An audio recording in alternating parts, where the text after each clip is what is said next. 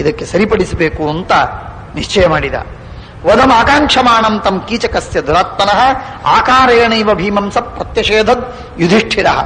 ಧರ್ಮರಾಜ ಬೇಡ ಅಂತ ಹೇಳ್ತಾನೆ. ಸೂಚನೆ ಮಾಡಿದ, ಸಂಜ್ಞೆ ಮಾಡಿದ, ಹೀಗೆ ಕೈ ಮಾಡಿದ. ಯಾರಿಗೆ ಅರ್ಥವಾಗಲಿಲ್ಲ, ಯಾಕೆ ಕೈ ಮಾಡಿದ ಅಂತ ಗೊತ್ತಾಗಲಿಲ್ಲ. ಸಂಜ್ಞೆ ಮಾಡಿದ. ಶನೈ ಸಂಜ್ಞಾಂ ಕುಂತಿ ಪುತ್ರೋ ಯುಧಿಷ್ಠಿರ ಚಕಾರ ಭೀಮಸೇನಸ್ಯ. ಸಿಟ್ಟಿನ ಭರದಲ್ಲಿ ಭೀಮಸೇನ ಅದನ್ನು ಕೇಳುವುದಕ್ಕೆ ತಯಾರಾಗಲಿಲ್ಲ. ಆದ್ದರಿಂದ ಅರ್ಥವಾಗದಿದ್ದಂತೆ ನಿಂತುಕೊಂಡ. ಆಗ ಸೂದಮಾಸಾಹ ಸಂಕಾರ್ಷೀಹಿ ಫಲಿತೋಯಂ ವನಸ್ಪತಿ. ಆಗ ಭೀಮಸೇನ ದೇವರಿಗೆ ಧರ್ಮರಾಜ ಹೇಳ್ತಾನೆ, ಬಹಳ ಸುಂದರವಾಗಿ ಹೇಳ್ತಾನೆ, ನೋಡು, ಈ ಗಿಡ, ಈ ಮರಕ್ಕೆ ಚೆನ್ನಾಗಿ ಹಣ್ಣುಗಳೆಲ್ಲ ಆಗಿವೆ, ಒಳ್ಳೆ ಹಣ್ಣುಗಳೆಲ್ಲ ಆಗಿವೆ. ಆದ್ದರಿಂದ ಇಲ್ಲಿ ಒಣಗಿದ ಕಟ್ಟಿಗೆ ಇಲ್ಲ, ಒಣಗಿದ ಕಟ್ಟಿಗೆ ಇಲ್ಲ. ಊರು ಹೊರಗೆ ಒಣಗಿದ ಕಟ್ಟಿಗೆ ಗಿಡ ಇದೆ. ಆದ್ದರಿಂದ ಊರು ಹೊರಗೆ ನೋಡಿಕೋ, ವ್ಯವಸ್ಥೆ ಮಾಡಿಕೋ. ಇಲ್ಲಿ ಬೇಡ. ಇಲ್ಲೆಲ್ಲ ಹಣ್ಣು, ಎಲೆ, ಹೂವು ಎಲ್ಲ ಚೆನ್ನಾಗಿ ಬೆಳೆದಿದೆ. ಆದ್ದರಿಂದ ಇಲ್ಲೇನ್ ಮಾಡ್ಲಿಕ್ಕೆ ಹೋಗ್ಬೇಡ. ಊರು ಹೊರಗೆ ಒಣಗಿದ ಕಟ್ಟಿಗೆ ಇದೆ, ಅಲ್ಲೆಲ್ಲ ನೀನು ವ್ಯವಸ್ಥೆ ಮಾಡಿಕೋ. ನಿನಗೇನ್ ಬೇಕೋ ಅಲ್ಲೆಲ್ಲ ತಗೋ. ನಾತ್ತ ಶುಷ್ಕಾನಿ ಕಾಷ್ಠಾನಿ ಸಂತಿ ಯಾನಿ ಚ ಕಾನಿ ಚ ಯದಿತೇ ದಾರುಕೃತಂ ಸ್ಯಾತ್ ನಿಷ್ಕಮ್ಯ ನಗರಾತ್ ಬಹಿ. ಊರು ಹೊರಗೆ ಹೋಗು. ಸಮೂಲಂ ಶಾತಯೇರ ವೃಕ್ಷಂ ಶ್ರಮಸ್ತೇನ ಭವಿಷ್ಯತಿ. ಇಲ್ಲಿ ಗಿಡವನ್ನು ಕಿತ್ಲಿಕ್ಕೆ ನಿನಗೆ ತೊಂದರೆ. ಆದ್ದರಿಂದ ನೀನು ಅಲ್ಲಿ ಹೊರಗೆ ಹೋದ ಇಂತಂದ್ರೆ ನಿನಗೆ ಯಾರು ತೊಂದರೆ ಇಲ್ಲ. ನಿನ್ನಷ್ಟಕ್ಕೆ ನೀನು ಬುಡಸಹಿತವಾಗಿ ನೀನು ಗಿಡವನ್ನು ಕಿತ್ತು ಬಿಡಬಹುದು. ಇಲ್ಲಾದ್ರೆ ಬುಡ ಸಹಿತವಾಗಿ ಕಿತ್ಲಿಕ್ಕಾಗುವುದಿಲ್ಲ. ಹೊರಗೋಗು, ಬುಡ ಸಹಿತವಾಗಿ ಗಿಡವನ್ನು ಕಿತ್ತಿ ಎಲ್ಲವೂ ಕೆಲಸ ಮಾಡ್ಕೋ. ಯಸ್ಯ ಚಾರ್ದ್ರಸ್ಯ ವೃಕ್ಷಸ್ಯ. ಇನ್ನೊಂದು, ಈ ಗಿಡ ಹಚ್ಚು ಹಸರಾದ ಗಿಡ. ಈ ಹಚ್ಚು ಹಸರಾದ ಗಿಡದ ಅಡಿಯಲ್ಲಿ ಕೂತ್ಕೊಂಡು ನಾವು ನೆರಳಿನಲ್ಲಿದ್ದೇವಲ್ಲ, ಯಾವ ಗಿಡದ ನೆರಳಿನಲ್ಲಿದ್ದೇವೆ ಆ ಗಿಡವನ್ನು ಕತ್ತರಿಸಬಾರದು. ಯಾವ ಗಿಡದ ನೆರಳಿನಲ್ಲಿದ್ದೇವೆ ಆ ಗಿಡವನ್ನು ಕತ್ತರಿಸಬಾರದು. ಹಣ್ಣಿದೆ, ಹೂವಿದೆ, ನೆರಳಿದೆ, ಬೇಕಿನ್ನೂ ನೆರಳು. ಆದ್ದರಿಂದ ನೆರಳು ಕೊಡುವವರೆಗೆ, ನಮಗೆ ನೆರಳು ಬೇಕಾಗಿರುವವರೆಗೆ ಈ ಗಿಡವನ್ನು ಕತ್ತರಿಸಬಾರದು. ಹೊರಗೆ ಒಣಗಿದ ಗಿಡವಿದೆ, ಅದನ್ನು ಕತ್ತರಿಸು. ಯಸ್ಯ ಚಾರ್ದ್ರಸ್ಯ ವೃಕ್ಷಸ್ಯ ಶೀತಚ್ಛಾಯಾಂ ಸಮಾಶ್ರಯೇತ್ ನತಸ್ಯ ಪರಣೇ ದ್ರುಹ್ಯೇತ. ಅದರ ಎಲೆಯ ಮೇಲೆ ದ್ರೋಹ ಮಾಡೋದಾ? ಯಾವ ಗಿಡದ ಅಡಿಯಲ್ಲಿ ಕೂತಿದ್ದೇವೆ ಆ ಗಿಡದ ಒಂದು ಎಲೆಯ ಮೇಲೆ ಸಿಟ್ಟು ಮಾಡೋದಾ? ಅಲ್ಲ.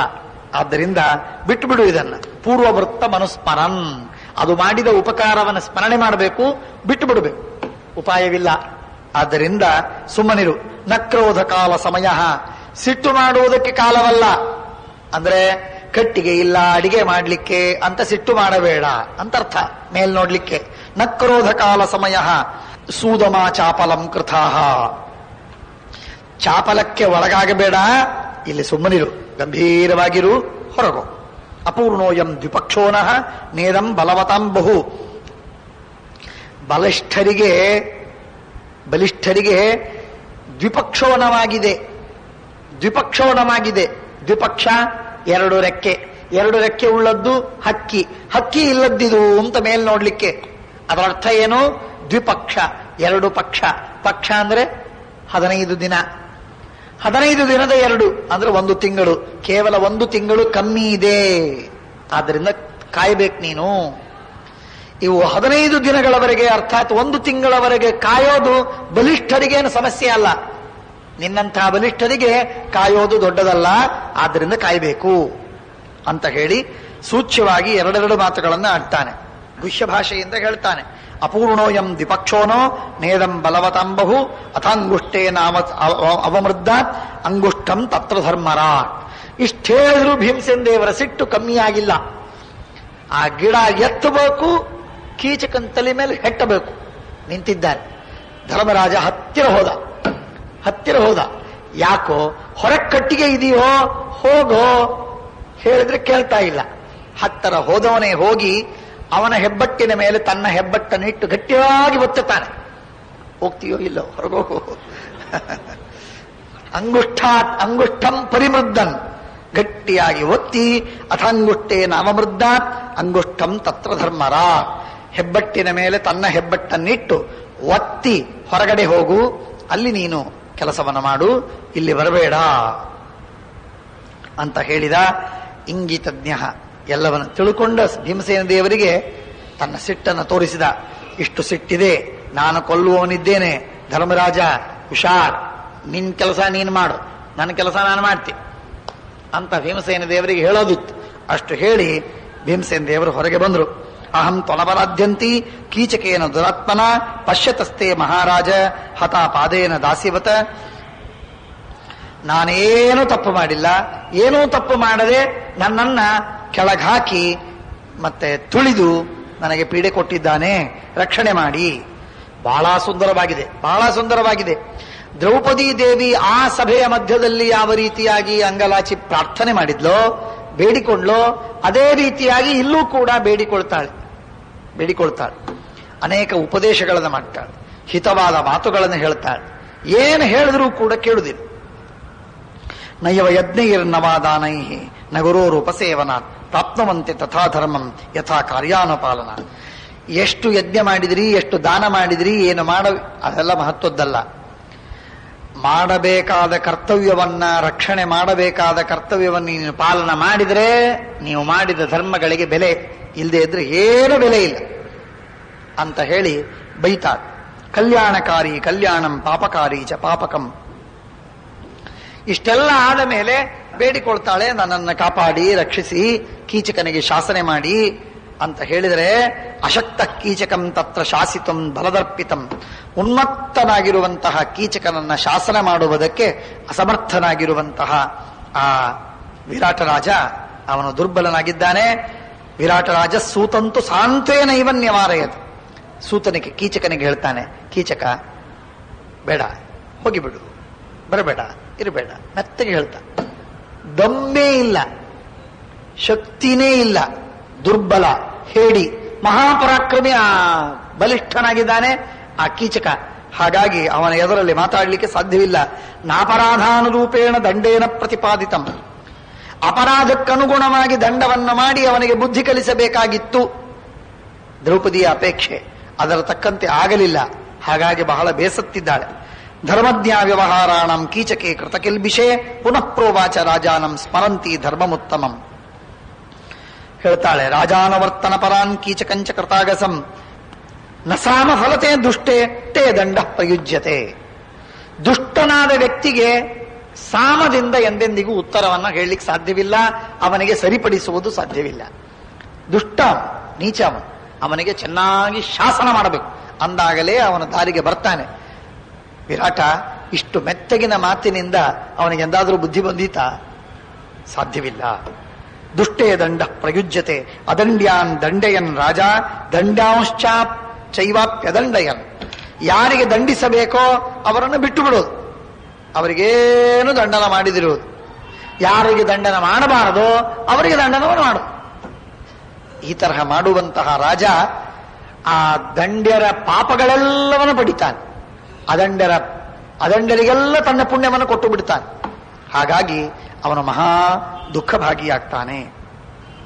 ನೋಡು, ನಸರಾಜ ಭವೇಲ್ಲೋಕೆ ರಾಜಶಬ್ದಸ್ಯ ಭಾಜನಂ ದೀನ ಅಂಧ ಕೃಪಣ ಅಶಕ್ತ ಪಂಗು ಖಂಜ ಜಡ ಅನಾಥ ಬಾಲ ವೃದ್ಧ ಪುರುಷ ಸ್ತ್ರೀ ಇವರೆಲ್ಲರನ್ನ ರಕ್ಷಿಸಬೇಕು. ದುಷ್ಟರಿಂದ ಚೋರರಿಂದ ರಾಜರಿಂದ ರಕ್ಷಿಸಬೇಕು, ರಕ್ಷಿಸಿ ಅವರನ್ನ ಕರುಣಿಸಬೇಕು. ಅಂದಾಗ ಮಾತ್ರ ಅವನು ಪುಣ್ಯವಂತ. ಹೀಗೆಲ್ಲ ಹೇಳಿದಾಗ, ಎಷ್ಟು ಹೇಳಿದ್ರೂ ಕೂಡ ಕೇಳದೇ ಇದ್ದಾಗ ವಿರಾಟ ರಾಜ ಅಂತಾನೆ ಕೊನೆಗೆ. ನೋಡಿ, ಹೇಳಿತನದ ಪರಮಾವಧಿ ವಿಚಾರ ಮಾಡಿ ಅವನಂತಾನೆ, ಪರೋಕ್ಷಂ ನಾಭಿಜಾನಾಮಿ ವಿಗ್ರಹಂ ಯುವಯೋರಹಂ. ನಿಮ್ದು ಏನ್ ಜಗಳವೋ ನನಗೇನು ಗೊತ್ತು, ನೀವೇನ್ ನನ್ನ ಹಿಂದೆ, ನನ್ನ ಕಣ್ಣ ಹಿಂದೆ ನೀವೇನ್ ಜಗಳಾಡಿದ್ದೀರಿ ನನಗೇನು ಗೊತ್ತು. ಕೀಚಕನಿಗೆ ನಾ ಹೇಗೆ ಹೇಳಿ, ನಾನೇನು ಹೇಳಿ? ಪರೋಕ್ಷಂ ನಾಭಿಜಾನಾಮಿ ವಿಗ್ರಹಂ ಯುವಯೋರಹಂ ಅರ್ಥತತ್ವಂ ಅವಿದ್ಯಾಯ ಕಿಂ ಸ್ಯಾತ್ ಅಕುಶಲಂ ಮಮ. ನಾನೆಂಥ ಅಪರಾಧ ಮಾಡಲಿ? ನಾನು ಕೀಚಕನಿಗೆ ಶಾಸನ ಮಾಡಿ ನಿನಗೆ ಒದ್ದಿದ್ದಾನೆ ಅಂದ್ರೆ ನೀನೇನೋ ತಪ್ಪು ಮಾಡಿದ್ದಿ, ಅದಕ್ಕಾಗಿ ಒದ್ದಿದ್ದಾನೆ. ನಾನೇನು ಗೊತ್ತು, ನನಗೇನು ಗೊತ್ತು, ನಾನೇನು ಮಾಡಿ ಅಂತ ಹೇಳಿತನದ ಪರಮಾವಧಿ ಆ ಮಾತನಾಡ್ತಾನೆ ವಿರಾಟರಾಜ. ಆಗ ದ್ರೌಪದಿ ದೇವಿ ಬಹಳ ಒಳ್ಳೆ ಮಾತುಗಳನ್ನು ಹೇಳ್ತಾಳೆ. ದ್ರೌಪದಿ ಅಂತಾಳೆ, ನೋಡು ವಿರಾಟರಾಜ, ನಾನೇನ್ ತಪ್ಪು ಮಾಡಿದ್ದೀನಿ ಅಂತ ನೀನು ಕೇಳಿದೀಯಲ್ಲ, ನಾನೇನೂ ತಪ್ಪು ಮಾಡಿಲ್ಲ. ಮಾಡಿದ್ರೆ ನಾನು ಇಲ್ಲಿ ಬರೋದು ಆ ಬೇಡಿಕೊಳ್ಳುವ ಧೈರ್ಯವನ್ನೇ ಮಾಡ್ತಿರಲಿಲ್ಲ. ಒಂದನೇದ್ದು, ನಾನು ಯಾರ ಹೆಂಡತಿ ಅಂತ ತಿಳ್ಕೊಂಡಿದ್ದೀಯ? ನಿಮ್ಮಿಂದ ರಕ್ಷಣೆ ಮಾಡಿಸಿಕೊಳ್ಳಬೇಕಾದ ಅನಿವಾರ್ಯತೆ ಏನೋ ಕಾರಣಕ್ಕಾಗಿ ಬಂದಿದೆ. ನನ್ನ ಗಂಡಂದ್ರು ಈ ಕೀಚಕನಲ್ಲ, ಇಂಥ 100 ಕೀಚಕರನ್ನು ಕುಟ್ಟಿ ಬಿಡ್ತಾರೆ ಅಂತ ಸಾಮರ್ಥ್ಯವಿದ್ದವು. ಯೇಷಾಂ ನವೈರಿ ಸ್ವಪಿತಿ, ನನ್ನ ಗಂಡಂದಿರ ವೈರಿಗಳು ಎಂದೂ ಮಲಗಿಲ್ಲ, ನಿದ್ರೆನೇ ಮಾಡಿಲ್ಲ. 15 ನಿಮಿಷ ನಿದ್ರೆ ಹತ್ತೋದು, ಅರ್ಧ ಗಂಟೆಗೆ ಎಚ್ಚರ ಕೊಡು, ಮತ್ತೆ 15 ನಿಮಿಷ ನಿದ್ರೆ ಹತ್ತಿದ್ರೆ ಅರ್ಧ ಗಂಟೆಗೆ ಎಚ್ಚರ ಕೊಡು. ಈ ತರಹ ಇದೆ ನನ್ನ ಗಂಡಂದ್ರ ಪರಾಕ್ರಮ, ಬಲ, ಪೌರುಷ. ಏನ್ ಹೇಳಿ ನಾನು? ತೇಷಾಂ ಮಾಂ ಮಾನಿನೀಂ ಭಾರ್ಯಾಂ ಸೂತಪುತ್ರ ಪದಾವಧಿ. ಇಂಥ ಪರಾಕ್ರಮರ ಹೆಂಡತಿ ನಾನು ನಿನ್ನಿಂದ ದಯೆ ಮಾಡಿಸಿಕೊಳ್ಳುವ ಅಗತ್ಯ ನನಗಿಲ್ಲ. ನನ್ನ ಗಂಡ ಆ ಕೀಚಕನನ್ನು ನೋಡಿಕೊಳ್ತಾನೆ ಅಂತ ಅಭಿಪ್ರಾಯ.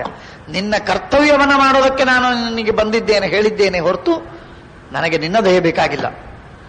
ಏಚದದ್ಯುನ್ನಯಾಚೇಯುಹು ಬ್ರಹ್ಮಣ್ಯ ಸತ್ಯವಾದಿನ. ಯಾರು ನನ್ನ ಗಂಡಂದ್ರು ಕೇವಲ ಕೊಡ್ತಾರೆ, ಎಂದೆಂದಿಗೂ ಇನ್ನೊಬ್ಬರಿಗೆ ಬೇಡಿದವರಲ್ಲ, ಅಂಥವರು ನನ್ನ ಗಂಡಂದಿ. ಬಹಳ ದೀರ್ಘವಾದ 10-20 ಶ್ಲೋಕಗಳಲ್ಲಿ ತನ್ನ ಪತಿಯರ ಸ್ತೋತ್ರವನ್ನು ಮಾಡಿ, ನಚೇದ್ವಿಶಲ್ಯ ಕ್ರಿಯತೆ ಸರ್ವೇ ವಿದ್ಧ ಸಭಾಸದಾಹ ಯತ್ರ ಧರ್ಮೋ ಹ್ಯಧರ್ಮೇಣ ಸತ್ಯಂ ಯತ್ತಾಡತೇನ ಚ ಹನ್ಯತೆ ಪ್ರೇಕ್ಷಮಾಣಾನಾಂ ಹತಾಸ್ತತ್ರ ಸಭಾಸದಃ. ಸಭೆಯ ಮಧ್ಯದಲ್ಲಿ ಎಲ್ಲಿ ಧರ್ಮ ಅಧರ್ಮದಿಂದ ಸೋತು ಹೋಗುತ್ತೆ, ಅಧರ್ಮಕ್ಕೆ ಸ್ಥಾನ ಸಿಗತ್ತೆ, ಧರ್ಮ ನಾಶವಾಗತ್ತೆ. ಅಂಥ ಧರ್ಮವನ್ನು ನಾಶ ಮಾಡಿದ, ಅಧರ್ಮಕ್ಕೆ ಸ್ಥಾನವನ್ನು ಕೊಟ್ಟ ಸಭಾಸದರು ಮಹಾಪಾಪಿಗಳು. ಆ ಸಭಾಸದರಿಗೆ ಬಂದ ಪಾಪಕ್ಕಿಂತಲೂ ಹೆಚ್ಚಿನ ಪಾಪ ಆ ಸಭೆಯಲ್ಲಿ ಅಧ್ಯಕ್ಷನಾಗಿ ಕುಳಿತ ರಾಜನಿಗೆ ಮುಖ್ಯವಾಗಿ ಪಾಪ ಬರ್ತದೆ. ಆದ್ದರಿಂದ ಬಹಳ ತಪ್ಪು ಅಂತ ಹೇಳಿ ಬಹಳಷ್ಟು ಬೈತಾಳೆ. ಬೈದಾಗ ಭೂಯ ಕೃಷ್ಣಾಮ ಪೂಜೆಯನ್, ಸಭ್ಯರು ಮಾತ್ರ ಕೀಚಕನಿಂದ ಭಯಗೊಳ್ಳದೆ ಬ್ರಾಹ್ಮಣರು, ವೃದ್ಧರು, ಜ್ಞಾನಿಗಳು ಎಲ್ಲರೂ ಕೀಚಕನ ನಿಂದೆ ಮಾಡ್ತಾರೆ, ವಿರಾಟನನ್ನು ಬೈತಾರೆ, ದ್ರೌಪದಿಯನ್ನು ಸ್ತೋತ್ರ ಮಾಡ್ತಾರೆ. ಸಾಧು ಸಾಧ್ಯುತಿ ಚಾಪ್ಯಾಹು ಕೀಚಕಂ ಚಾಪ್ಯಗರ್ಹಯನ್ ಕೇಚಿತ್ ಕೃಷ್ಣಾಂ ಪ್ರಶಂಸಂತಿ. ಕೆಲವರು ಕೃಷ್ಣೆಯನ್ನ, ದ್ರೌಪದಿಯನ್ನ ಸ್ತೋತ್ರ ಮಾಡ್ತಾರೆ, ಕೆಲವರು ಕೀಚಕನನ್ನ ಬೈತಾ ಇದ್ದಾರೆ. ಕೇಚಿನ್ಯಂತೆ ರಾಜನನ್ನು ಕೆಲವರು ಬೈತಾರೆ. ಕೇಚಿತ್ ದೇವಿಂಚ ತಮ್ನರಾಹ. ಹೀಗೆ ನಾನಾ ವಿಧವಾದ ರೀತಿಯಲ್ಲಿ ಅಲ್ಲಿ ನಡೆದಿದೆ. ಆದರೆ ಆ ಕೀಚಕನಿಗೆ ಹೇಳುವ ಸಾಹಸವನ್ನ ಮಾತ್ರ ವಿರಾಟ ರಾಜ ಸರ್ವತಾ ಮಾಡ್ತಾ ಇಲ್ಲ. ಆಗ ಸಭ್ಯರು, ಸಭೆಯಲ್ಲಿರುವ ಜನ, ಅನೇಕ ಜನ ಜ್ಞಾನಿಗಳು, ಅನೇಕ ಜನ ತಿಳಿದವರು ದ್ರೌಪದಿಯ ನಾನಾ ವಿಧವಾದ ದೇಹದ ಶುಭ ಲಕ್ಷಣಗಳನ್ನು ಕಂಡು ಅವಳಿಗೆ ಇಂಥ ಉತ್ತಮವಾದ ದೇವಿ ಇವಳು, ಆ ದೇವಿಗೆ ಈ ಕೀಚಕನಿಂದ ಇಂಥ ಪಾದದಿಂದ ಪ್ರಹಾರವಾದದ್ದು ತಪ್ಪು, ಮಹಾ ಪಾಪದ ಕೆಲಸ ಎಂಬುದಾಗಿ ನಿಂದೆಯನ್ನು ಮಾಡ್ತಾರೆ. ಅದು ಅತ್ಯಂತ ದೀರ್ಘವಾಗಿ ಮುಂದೆ ಬರ್ತದೆ. ಶ್ರೀಕೃಷ್ಣಾರ್ಪಣ.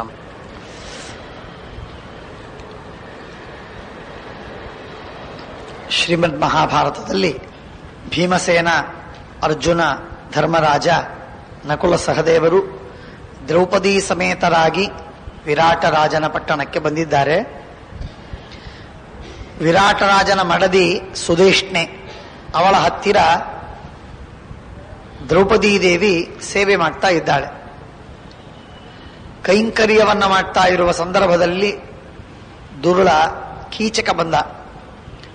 ಆ ಕೀಚಕ ಬಂದು ದ್ರೌಪದಿಯನ್ನು ಕಂಡು ಅವಳ ಮೇಲೆ ಮೋಹಿತನಾಗಿ ಅವಳನ್ನ ತನ್ನ ಮನೆಗೆ ಬರುವುದಕ್ಕೆ ಹೇಳ್ತಾನೆ. ಅವಳು ಒಪ್ಪುವುದಿಲ್ಲ. ಸುದೇಶ್ನೆಯ ಕಡೆಯಿಂದ ಹೇಳಿಸ್ತಾನೆ, ಒಪ್ಪುವುದಿಲ್ಲ. ಬಲವಂತ ಮಾಡಿ ಕೊಟ್ಟು ಕಳಿಸ್ತಾಳೆ ಸುದೇಶ್ನ, ವಿರಾಟನ ಪತ್ನಿ. ಆಗ ಅನಿವಾರ್ಯವಾಗಿ ಹೋಗ್ತಾಳೆ. ಹೋದಾಗ ಅವನು ಕೈ ಹಿಡಿತಾನೆ, ಅವನನ್ನು ಕೆಡವಿ ಓಡಿ ಬರ್ತಾಳೆ. ಬೆನ್ನು ಹಿಡಿದು ಕೂದಲು ಹಿಡಿದು ಇಳಿತಾನೆ. ಆಗಲೂ ಝಾಡಿಸಿ ಓಡ್ತಾಳೆ. ಮುಂದೆ ಮುಂದೆ ಬಂದ ಮೇಲೆ ಕೊನೆಗೆ ಸಭೆಯ ಮಧ್ಯದಲ್ಲಿ ಬರ್ತಾನೆ. ಅವಳು ಬೀಳ್ತಾಳೆ. ಬಿದ್ದಾಗ ಅವಳನ್ನ ಕಾಲಿನಿಂದ ಒದಿತಾನೆ ಕೀಚಕ. ಸಭೆಯ ಮಧ್ಯದಲ್ಲಿ ಕೀಚಕ ಅವಳನ್ನ ಕಾಲಿನಿಂದ ಒದಿತಾನೆ. ಪಾದಪ್ರಹಾರವನ್ನ ಮಾಡಿದ್ದನ್ನ ಜನ ಎಲ್ಲ ನೋಡ್ತಾರೆ. ವಿರಾಟರಾಜ ನೋಡ್ತಾನೆ. ಅವಳು ಬಂದು ದೂರು ಹೇಳ್ತಾಳೆ, ಕೀಚಕ ನಿನ್ನ ಹೆಂಡತಿಯ ತಮ್ಮ ನನಗಿಷ್ಟು ಪೀಡೆ ಕೊಡ್ತಾ ಇದ್ದಾನೆ, ರಕ್ಷಣೆ ಮಾಡು. ಅವನಂತಾನೆ, ನಿಂದು ಅವನದು ಏನ್ ಜಗಳವಾಗಿದೆಯೋ ನನಗೆ ಗೊತ್ತಿಲ್ಲ, ಆದ್ದರಿಂದ ನಾನು ನಿನ್ನ ಪಕ್ಷದಿಂದ ಅವನಿಗೆ ಶಾಸನ ಮಾಡಲಿಕ್ಕೆ ನನಗಾಗದು ಅಂತ ಹೇಳಿ ಕೈ ಝಾಡಿಸ್ತಾನೆ. ನನಗಾಗುವುದಿಲ್ಲ ಅಂತ ತನ್ನ ಸಾಮರ್ಥ್ಯವನ್ನು ಹೇಳಿಕೊಂಡಾಗ ದ್ರೌಪದಿ ಯಥಾ ಪ್ರಕಾರ ಎಲ್ಲ ಸಭಿಕರಿಗೆ ಸಂಬೋಧನೆ ಮಾಡಿ ಹೇಳ್ತಾಳೆ, ನೋಡಿ ಅಧರ್ಮ ಯಾವ ರೀತಿಯಾಗಿ ತಾಂಡವವಾಗ್ತಾ ಇದೆ. ಒಬ್ಬ ಹೆಣ್ಮಗಳಿಗೆ ಸಭೆಗೆ ಮಧ್ಯದಲ್ಲಿ ತಂದು ಅವಳನ್ನು ಅವಮಾನ ಮಾಡಿ ಕಾಲಿನಿಂದ ತುಳಿತಾನೆ. ನನ್ನ ಮೇಲೆ ಅವನಿಗೆ ದುಷ್ಟ ದೃಷ್ಟಿ ಇದೆ, ಆದ್ದರಿಂದ ನನ್ನನ್ನು ಕರೆದದ್ದು ಅಂತೆಲ್ಲ ಹೇಳಿಕೊಂಡ್ರೂ ಕೂಡ ಕೇಳುವುದಕ್ಕೆ ಯಾರೂ ಇಲ್ಲ, ಏನೂ ಕೇಳುವುದಕ್ಕೆ ತಯಾರಾಗುವುದಿಲ್ಲ. ಬಹಳ ಮನಸ್ಸಿಗೆ ದುಃಖವಾಯಿತು. ಆಗ ಸಭ್ಯ ಊಚುಹು, ಸಭಿಕರೆಲ್ಲ ಈ ರೀತಿಯಾಗಿ ಅವಳನ್ನ ಪ್ರಶಂಸೆ ಮಾಡಿ ಕೀಚಕನನ್ನ ಬೈದು, ಕೇಚಿನ್ ಕೃಷ್ಣಾಂ ಪ್ರಶಂಸಂತಿ, ಕೃಷ್ಣೆಯನ್ನ ದ್ರೌಪದಿಯನ್ನ ಕೊಂಡಾಡ್ತಾರೆ ಕೆಲವರು, ಇನ್ ಕೆಲವರು ಕೀಚಕನನ್ನ ಬೈತಾರೆ, ಇನ್ ಕೆಲವರು ವಿರಾಟರಾಜರನ್ನೇ ನಿಂದೆ ಮಾಡ್ತಾ ಇದ್ದಾರೆ. ವಿರಾಟರಾಜ ಈ ತರಹ ಮೂರ್ಖತನ ಮಾಡಬಾರದು.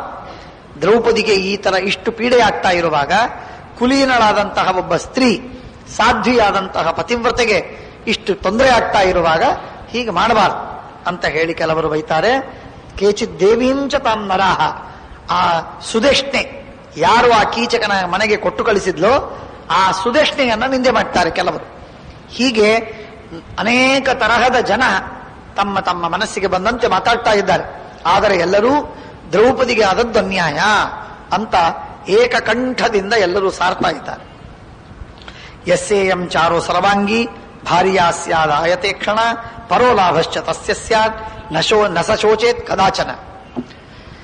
ಯಾವ ವ್ಯಕ್ತಿಗೆ ಈ ದ್ರೌಪದಿ ಹೆಂಡತಿ, ಆ ವ್ಯಕ್ತಿಗೆ ಎಂದೆಂದಿಗೂ ದುಃಖವಾಗುವುದು ಸಾಧ್ಯವಿಲ್ಲ. ಆ ದ್ರೌಪದಿಯ ಶುಭ ಲಕ್ಷಣಗಳನ್ನು ನೋಡಿದರೆ, ದೇಹದ ಸಾಮುದ್ರಿಕ ಲಕ್ಷಣಗಳನ್ನು ಕಂಡ್ರೇನೆ ಅಷ್ಟು ದಿವ್ಯಳಾಗಿದ್ದಾಳೆ. ಇಂಥ ದ್ರೌಪದಿಯನ್ನ ಮದುವೆ ಮಾಡಿಕೊಂಡ ವ್ಯಕ್ತಿ ಯಾರೋ ಅವರು ನಿಜವಾಗಿ ಮಹಾಭಾಗ್ಯವಂತರು. ಸದೈವ ಅವರು ಸಂಪನ್ನರಾಗಿರ್ತಾರೆ. ಅವರಿಗೆ ಎಂದೆಂದಿಗೆ ದುಃಖವಾಗುವುದಕ್ಕೆ ಆಸ್ಪದವಿಲ್ಲ ಅಂತ ಹೇಳ್ತಾ ಇದ್ದಾನೆ. ಅದಕ್ಕೆ ಹೇಳ್ತಾರೆ, ಯಸ್ಯಾ ಗಾತ್ರಂ ಶುಭಂ ಪೀನಂ ಮುಖಂ ಜಯತಿ ಪಂಕಜಂ. ಕಮಲದಂತೆ ಮುಖ, ಅಷ್ಟು ಅರಳಿದು, ಅಂಥ ಸುಂದರ, ಅಷ್ಟು ಶ್ರೇಷ್ಠವಾದ ಲಕ್ಷಣೋಪೇತವಾಗಿರುವ ಸುಂದರವಾದ ಲಾವಣ್ಯ ಭರಿತ ಮುಖ ಇದೆ. ಗತಿರ್ ಹಂಸಂ ಸ್ಮಿತಂ ಕುಂದಂ ಸೈಷಾ ನಾರ್ಹತಿ ಪದ್ವಧಂ. ಹಂಸದ ಗತಿ ದ್ರೌಪದಿಗಿಂತ ಚೆಂದ ಇಲ್ಲ, ಅಷ್ಟು ಸುಂದರವಾಗಿ ನಡೀತಾಳೆ ದ್ರೌಪದಿ. ಗತಿರ್ ಹಂಸಂ ಜಯತಿ ಸ್ಮಿತಂ ಕುಂದಂ ಜಯತಿ. ಅವಳು ನಕ್ಕರೆ, ಮುಗುಳು ನಗೆ ನಕ್ಕರೆ ಕುಂದ ಪುಷ್ಪ ಅದರ ಮುಂದೆ ಬಾಡಿ ಹೋದದ್ದು, ಅಷ್ಟು ಸುಲಕ್ಷಣವಾಗಿ ಅವಳ ನಗೆ ಇದೆ. ಇಂಥ ಲಕ್ಷಣವತಿಯಾದ ದ್ರೌಪದಿ ಅವಳು ಎಂದೆಂದಿಗೂ ಪಾದದಿಂದ ಅವಳಿಗೆ ವಧೆ ಅರ್ಥಾತ್ ಪೀಡೆ ಆಗತಕ್ಕದ್ದಲ್ಲ. ಪಾದಪ್ರಹಾರ ಮಾಡಿದ್ದು ಮಹಾಪಾಪ ಅಂತ ಬೈತಾರೆ. ದ್ವಾತ್ರಿಂಶದ್ ದಶನಾಯಸ್ಯಾಹ ಶ್ವೇತಾಹ ಮಾಂಸ ನಿಬಂಧನಾಹ ಸ್ನಿಗ್ಧಾಶ್ಚ ಮೃದವಕೇಶಾಹ ಸೈಷಾನಾರ್ಹತಿ ಪದ್ವಧಂ. ಶುಭ ಲಕ್ಷಣಗಳನ್ನು ಹೇಳ್ತಾರೆ. 32 ಹಲ್ಲುಗಳು ಒಂದಕ್ಕೆ ಒಂದು ಜೋಡಿಸಿದಂತೆ ಇರಬೇಕು. ಹಲ್ಲುಗಳು ಓವರ್ಲ್ಯಾಪ್ ಆಗಬಾರದು, ದೂರ ದೂರ ಇರಬಾರದು, ಜೋಡಿಸಿದಂತೆ ಇರಬೇಕು. ಮಾಂಸ ಪೂರ್ಣವಾಗಿ ತುಂಬಿರಬೇಕು, ಹಲ್ಲು ತೆರೆದು ಹೋಗಿರಬಾರದು. ಒಂದೊಂದು ಲಕ್ಷಣವನ್ನ ಹೇಳ್ತಾರೆ. ದ್ವಾತ್ರಿಂಶದ್ ದಶನಾಯಸ್ಯಾಹ ಶ್ವೇತಾಹ ಮಾಂಸ ನಿಬಂಧನಾಹ, ಮಾಂಸದ ಸುತ್ತಲೂ ಪೂರ್ಣವಾಗಿ ಮಾಂಸ ತುಂಬಿಕೊಂಡಿದೆ. ಸ್ನಿಗ್ಧಾಶ್ಚಕಿ ಮೃದವಕೇಶಾಹ, ಹಸಿಯಾದ ಕೇಶ, ಅಂದ್ರೆ ಎಣ್ಣೆ ಹಚ್ಚಿ ಹಸಿ ಅಲ್ಲ, ಸ್ವಯಂ ಕೇಶವೇ ಅಷ್ಟು ಹಸಿ, ಅಷ್ಟು ಸ್ನಿಗ್ಧವಾದ ಕೇಶದಂತೆ ಇದೆ. ಅಂಥ ಸ್ನಿಗ್ಧವಾದ ಮೃದುವಾದ ಕೇಶಗಳು. ಇಂಥ ದ್ರೌಪದೀ ದೇವಿ ಇವಳು ಎಂದೆಂದಿಗೂ ಈ ರೀತಿಯಾಗಿ ಪಾದಪ್ರಹಾರ ಮಾಡತಕ್ಕದ್ದಲ್ಲ. ನಮ್ಮ ಮೂಲ ಗುರುಪತ್ನಿಯಾದ ಮಹಾದೇವಿಯ ಈ ವರ್ಣನೆಯಾದದ್ದರಿಂದ ಈ ಕೆಲವು ಲಕ್ಷಣಗಳನ್ನ ಆ ಭಾರತೀ ದೇವಿಯ ಸ್ಮರಣೆ ಮಾಡುವಾಗ ಭಾರತೀ ದೇವಿಯನ್ನ ನಿತ್ಯದಲ್ಲಿ ಸ್ಮರಣೆ ಮಾಡಬೇಕು. ನಿತ್ಯದಲ್ಲಿ ಸ್ಮರಣೆ ಮಾಡಿಯೇ ಪಾಠ ಹೇಳಬೇಕು, ಪಾಠ ಕೇಳಬೇಕು, ತತ್ವ ತಿಳಿಬೇಕು, ಸಾಧನೆ ಮಾಡಬೇಕು. ಹಾಗಾಗಿ ಪಾಠ ಓದುವಾಗ ಯಾವುದೇ ಸಾಧನೆಗೂ ಒಂದು ಸಾಮಾನ್ಯವಾದ ಮಂತ್ರದಿಂದ ನಾವು ಜಪ ಮಾಡುವಾಗ ಭಾರತೀ ನಮಃ, ಸರಸ್ವತಿ ನಮಃ ಅಂತ ನಾವು ನಮಸ್ಕಾರ ಮಾಡ್ತೇವೆ. ಇಷ್ಟು ಪರಮ ಮಹನೀಯಳಾದ ಪರಮ ಪೂಜನೀಯಳಾಗಿರುವ ಆ ದೇವತಾ ಸಾರ್ವಭೌಮಳಾಗಿರುವ ಆ ಭಾರತೀ ದೇವಿ. ಹಾಗಾಗಿ ಆ ದೃಷ್ಟಿಯಿಂದ ನಾನು ಈ ಎಲ್ಲ ಲಕ್ಷಣಗಳನ್ನ, ಬಹಳ ವಿಚಿತ್ರವಾದ ಸುಂದರ ಲಕ್ಷಣಗಳನ್ನು ಹೇಳಿದ್ದಾರೆ, ಅವುಗಳಲ್ಲಿಯ ಕೆಲವನ್ನ ನಾನಿಲ್ಲಿ ಹೇಳ್ತಾ ಇದ್ದೆ. ಸ್ನಿಗ್ಧಾಶ್ಚ ಮೃತವಕೇಶಾಃ ಸೈಷಾ ನರ್ಹತಿ ಪದ್ವಧಂ ಪದ್ಮಂ ಚಕ್ರಂ ಧ್ವಜಂ ಶಂಖಂ ಪ್ರಾಸಾದಃ ಮಕರಸ್ತಥ ಯಸ್ಯಾ ಪಾಣಿತಲೇ ಸಂತಿ ಸೈಷಾ ನಾರ್ಹತಿ ಪದ್ವಧಂ. ಯಾವಳ ಕೈಗಳಲ್ಲಿ ಪದ್ಮ ಚಿಹ್ನ ಇದೆ, ಶಂಖ ಚಿಹ್ನವಿದೆ, ಚಕ್ರವಿದೆ, ಧ್ವಜವಿದೆ, ಪ್ರಾಸಾದವಿದೆ, ಮಕರವಿದೆ, ಅಂಥ ಶುಭವಾದ ಲಕ್ಷಣಗಳಿಂದ ಭರಿತಳಾದ ಭಾರತೀ ದೇವಿ, ಅವಳಿಗೆ ಪಾದದಿಂದ ಈ ತರಹ ಪ್ರಹಾರ ಮಾಡತಕ್ಕದ್ದಲ್ಲ. ಅನ್ಯಾಯ ಮಾಡಿದ್ದಾನೆ ಕೀಚಕ. ಆವರ್ತ ಖಲು ಚತ್ವಾರ ಸರ್ವೇ ಚೈವ ಪ್ರದಕ್ಷಿಣಾ. ಅಲ್ಲಿ ಸುತ್ತಲೂ ಸುಳಿ ಇದೆ. ಆ ಸುಳಿಗಳು ಎಡಕ್ಕೆ ಸುಳಿಯಲ್ಲ, ಎಡ ಸುಳಿ ಕೆಟ್ಟದ್ದು, ಬಲ ಸುಳಿ ಒಳ್ಳೆಯದು. ಹಾಗೆ ಆವರ್ತ ಬಲ ಸುಳಿ ಇದೆ. ಅಂತಹ 4 ಆವರ್ತಗಳಿದ್ದದ್ದರಿಂದ ಇವಳು ಸರ್ವೋತ್ತಮ ದೇವತೆ. ಆವರ್ತ ಖಲು ಚತ್ವಾರ ಸರ್ವೇ ಚೈವ ಪ್ರದಕ್ಷಿಣಾ ಸಮಂ ಗಾತ್ರಂ ಶುಭಂ ಸ್ನಿಗ್ಧಂ. ಶುಭವಾದ ಲಕ್ಷಣಗಳಿಂದ ಕೂಡಿದ ಸಮಾನವಾದ ಗಾತ್ರ, ಎಲ್ಲೂ ಸೊಟ್ಟಪಟ್ಟ ಇಲ್ಲ, ಹೆಚ್ಚು ಕಡಿಮೆ ಇಲ್ಲ, ವ್ಯತ್ಯಾಸಗಳಿಲ್ಲ, ಸಮವಾದ ಗಾತ್ರ. ಅಂತಹ ಯಸ್ಯ ನಾರ್ಹತಿ ಪದ್ವಧಂ. ಅಚ್ಛಿದ್ರಹಸ್ತ ಪಾದಾಚ. ಪಾದಗಳಲ್ಲಿ ಕೈಗಳಲ್ಲಿ ಬೆರಳುಗಳ ಮಧ್ಯದಲ್ಲಿ ಛಿದ್ರ ಇರ್ತದೆ ಅಥವಾ ಬಹಳ ಕೂಡಿಬಿಟ್ಟಿರ್ತದೆ. ಪಾದಗಳ ಮಧ್ಯದಲ್ಲಿ ಬೆರಳುಗಳಲ್ಲಿ ಛಿದ್ರವಿರ್ತದೆ. ಛಿದ್ರವಿರಬಾರದು, ಛಿದ್ರವಿಲ್ಲದಂತೆ ಇರಬೇಕು. ಬೂಟು ಹಾಕಿ ಹಾಕಿ ಆ ಪಾದಗಳು ಬೆರಳುಗಳು ಕೂಡಿ ಹೋಗಿರ್ತದೆ, ಓರೆಯಾಗಿರ್ತದೆ. ಹಾಗಾದರಲ್ಲ, ಅದು ಶುಭ ಲಕ್ಷಣವಲ್ಲ. ಆ ರೀತಿಯಾಗಿ ಅಚ್ಛಿದ್ರ ಹಸ್ತ ಪಾದಾಚ, ಛಿದ್ರವಿಲ್ಲದಂತಹ ಹಸ್ತದ ಅಂಗುಲಿ, ಪಾದದ ಅಂಗುಲಿ, ಇವುಗಳಿಂದ ಶೋಭಿಸುವ ಆ ದ್ರೌಪದಿ ದೇವಿ ಅವಳು ಅಚ್ಛಿದ್ರ ದಶನಾಚ. 2 ಹಲ್ಲುಗಳ ಮಧ್ಯದಲ್ಲಿ ಅಂತರವಿರಬಾರ್ದು. ಅಂತರ ಅಶುಭ ಲಕ್ಷಣ. ಅಂತರವಿಲ್ಲದಂತೆ ಇರುವ ಆ ಹಲ್ಲುಗಳಿರುವ ಕನ್ಯಾ ಕಮಲಪತ್ರಾಕ್ಷಿ. ಕಣ್ಣು ನೋಡಿದರೆ ಕಮಲದ ಎಲೆಯೇ ಬೇರೆಯಲ್ಲ, ದ್ರೌಪದಿ ದೇವಿಯ ಕಣ್ಣು ಬೇರೆಯಲ್ಲ.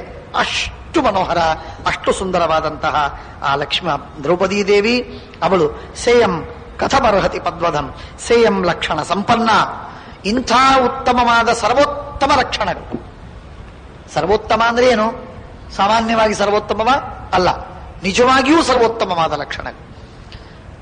ಸ್ತ್ರೀಯರಲ್ಲಿ ಭಾರತೀ ದೇವಿಯನ್ನು ಬಿಟ್ಟು ಇನ್ಯಾರಿದ್ದಾರೆ ಸಂಸಾರಿಗಳಲ್ಲಿ ಉತ್ತಮರು? ಯಾರೂ ಇಲ್ಲ. ಲಕ್ಷ್ಮೀದೇವಿ ಒಬ್ಬಳೇ ಒಬ್ಬ. ಭಗವಂತ, ಲಕ್ಷ್ಮೀ, ಬ್ರಹ್ಮವಾಯು, ಸರಸ್ವತಿ, ಭಾರತಿ, 4ನೆಯ ಕಕ್ಷೆಯಲ್ಲಿರುವಂತಹ ಮಹಾದೇವಿ. ಆಚಾರ್ಯಾನೀಚ ಭಾರತಿ, ನಮ್ಮೆಲ್ಲರ ಆಚಾರ್ಯರಾಗಿರುವಂತಹ ವಾಯುದೇವರ ಪತ್ನಿ.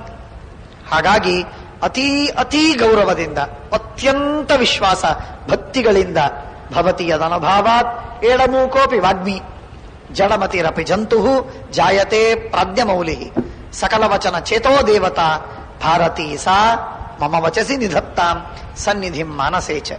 ರುದ್ರಾದಿ ದೇವತೆಗಳಿಗೆ ವೇದಾದಿ ಶಾಸ್ತ್ರಗಳನ್ನ, ತತ್ವವನ್ನು ಉಪದೇಶ ಮಾಡುವ, ಭಗವಂತನ ಗುಣಗಳನ್ನು ಉಪದೇಶ ಮಾಡಿ ಉಪಾಸನೆ ಮಾಡಿಸುವ ಗುರುಪತ್ನಿ ಇಂಥ ಮಹಾದೇವಿ. ಸಾಮಾನ್ಯಳೆ ಅವಳು 28 ಲಕ್ಷಣಗಳು ರುದ್ರದೇವರಿಗಿದ್ರೆ 32 ಲಕ್ಷಣಗಳು ಭಾರತೀ ದೇವಿಗೆ. 32 ಲಕ್ಷಣಗಳು ಭಾರತೀ ದೇವಿ. ಯಾವ 32 ಲಕ್ಷಣಗಳು ಭಗವಂತನಲ್ಲಿ ನಿರವಧಿಕ ಸ್ಪಷ್ಟವಾಗಿವೆ, ಅದೇ ಕಿಂಚಿತ್ ಊನವಾಗಿ, ಅನಂತಾಂಶ ಊನವಾಗಿ ಸ್ಪಷ್ಟವಾಗಿದೆ ಲಕ್ಷ್ಮೀದೇವಿಯಲ್ಲಿ. ಲಕ್ಷ್ಮೀದೇವಿಗಿಂತಲೂ ಊನವಾಗಿ ಸ್ಪಷ್ಟವಾಗಿದೆ ವಾಯುದೇವರಲ್ಲಿ, ವಾಯುದೇವಂತಲೂ ಕಡಿಮೆ ಸ್ಪಷ್ಟವಾಗಿದೆ ಭಾರತೀ ದೇವಿಯಲ್ಲಿ. ಇನ್ನುಳಿದವರಿಗೆ 32 ಲಕ್ಷಣಗಳು ಇಲ್ಲವೇ ಇಲ್ಲ. ಇದ್ದದ್ದು ಕೇವಲ 28 ಲಕ್ಷಣ ಶೇಷ ಗರುಡ ರುದ್ರರಿಗೆ. ಅಂದ್ರೆ